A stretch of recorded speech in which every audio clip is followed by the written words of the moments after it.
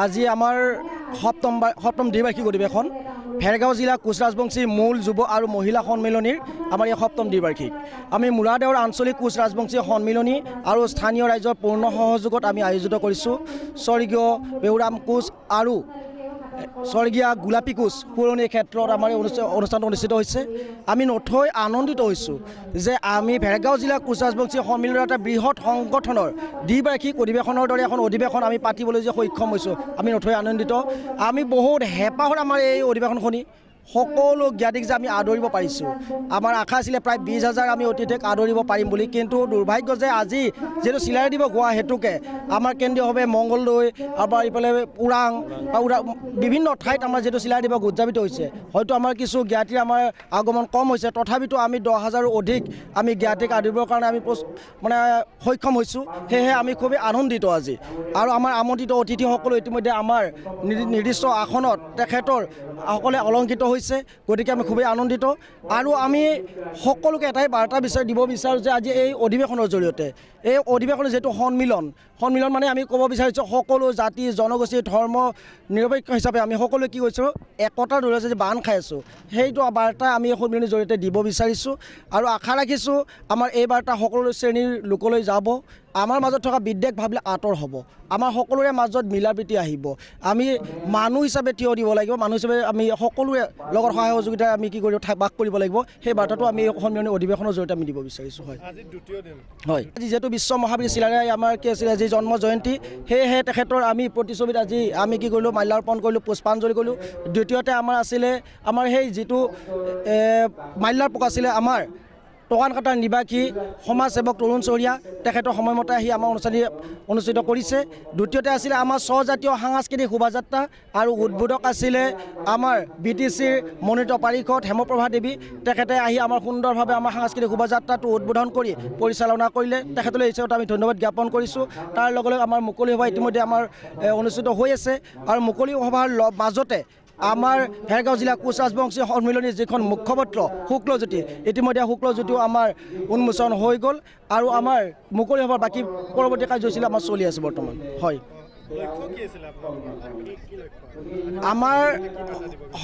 আমাৰ অধিৱেশনৰ মূল লক্ষ্যটো হৈছে আমাৰ কোচ ৰাজবংশীসকলৰ একতাটো বৃদ্ধি কৰা, লগে লগে আমাৰ ভাষা সংস্কৃতি সাহিত্য এই সকলোবিলাক যাতে বিকাশ হয়, সেইটো আমাৰ প্ৰয়াস। আৰু লগে লগে আমাৰ কি হয়, আমাৰ বিভিন্ন সময়ত থকা কিছুমান ৰাজনৈতিক পৰিঘটনাৰ বাবে আমাৰ জাতি জনগোষ্ঠীৰ মাজত মিলা প্ৰীতি আমাৰ বহু সময়ত ক্ষুণ্ণ হোৱা দেখা পাওঁ। সেই মিলা প্ৰীতি যাতে পুনৰ আগৰ দৰে আহে বা অক্ষুণ্ণ থাকে, আমাৰ সেইটোৱে হৈছে মূল উদ্দেশ্য। মূৰাদেউৰ আঞ্চলিক কোচ ৰাজবংশী সন্মিলনীৰ উদ্যোগত সপ্তম দ্বিবাৰ্ষিক ভেৰগাঁও জিলা কোচ ৰাজবংশী সন্মিলনীৰ যি দুদিনীয়া অধিৱেশন আজি মুকলি সভা হৈ গ'ল। খুব সুন্দৰভাৱে এই অঞ্চলৰ ৰাইজে বিভিন্ন জাতি জনগোষ্ঠীৰ লোকে সহায় সহযোগ কৰি এই অনুষ্ঠানখন সাফল্যমণ্ডিত কৰাৰ কাৰণে মই আদৰণি সমিতিৰ সভাপতি হিচাপে সকলোকে মই ধন্যবাদ জনাইছোঁ। ইতিহাস প্ৰসিদ্ধ এই মূৰাদেউৰ দেৱালয়ৰ সমীপত আমাৰ এই অধিৱেশন হৈছে, আৰু এই অধিৱেশনখন আমি বহুত কষ্ট কৰি এই অঞ্চলত যিহেতু কোচ ৰাজবংশীৰ মানুহ বহুত কম আছে, তথাপিতো বিভিন্ন জাতি জনগোষ্ঠীৰ লোক আহি সহায় সহযোগ কৰি অনুষ্ঠানখন সফল কৰাত সহায় কৰিছে। আৰু অধিৱেশনৰ স্থলীৰ পৰা মই চৰকাৰক এটা অনুৰোধ ৰাখিছোঁ যে কোচ ৰাজবংশীসকলৰ যি দীৰ্ঘদিনীয়া জনগোষ্ঠীয় সমস্যা, এইটো ৰাজনৈতিকভাৱে সমাধান কৰাৰ ক্ষেত্ৰত ৰাজ্য চৰকাৰে হওক বা কেন্দ্ৰীয় চৰকাৰে হওক যথোপযুক্তভাৱে সমাধানৰ পথ উলিয়াব বুলি মই আশা ৰাখিছোঁ। বিধানসভা নিৰ্বাচন আহি আছে, আমাৰ পাৰ্টিৰ ফালৰ পৰা ইতিমধ্যে প্ৰস্তুতি আৰম্ভ হৈছে। আজি আমাৰ ডিমাকুছিত সাংগঠনিক সভাও আছিল, তো মই আশা ৰাখিছোঁ এই চিটটো যিহেতু বিজেপিয়ে প্ৰতিনিধিত্ব কৰিব আৰু বিজেপি ইয়াত জয়ী হ'ব বুলি মই আশা ৰাখিছোঁ। টংলা মুছলিম